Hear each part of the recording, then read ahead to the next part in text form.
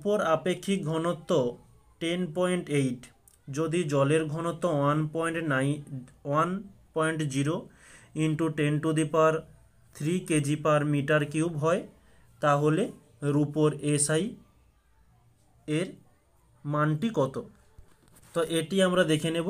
ঘনত্ব তো দেওয়াই রয়েছে 10.8, এটা আলাদা করে লিখে নিতে পারো, তা না হলে কোনো সমস্যা নেই। যেটা আমরা নির্ণয় করব যে SI পদ্ধতিতে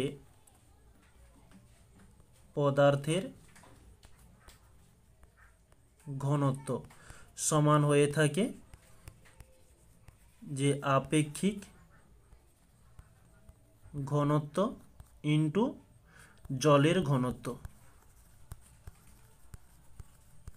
আপেক্ষিক ঘনত্ব কত?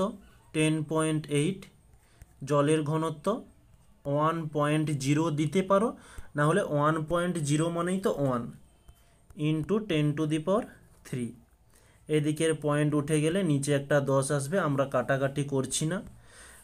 ওকে, তো 108 ইন্টু এই 10⁻³ মানে যে একের পিঠে 3টি শূন্য, তো নিচে একটা শূন্য রয়েছে, নিচের একটা শূন্য উপর একটা শূন্য কেটে গেল, তাহলে কত থাকছে?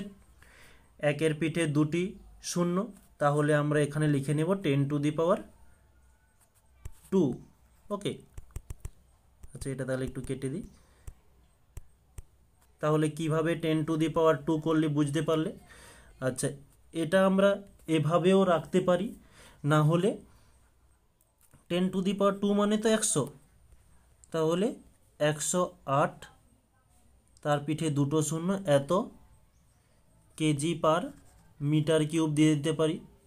বা আমরা একে 10⁻, বা 1.08 ইন্টু 10⁻⁴ করতে পারি, এত kg/m³। কেন 4 করলাম? এই যে দেখতে পাচ্ছ, আমরা 1-এর পরেই দশমিকটা দিয়েছি।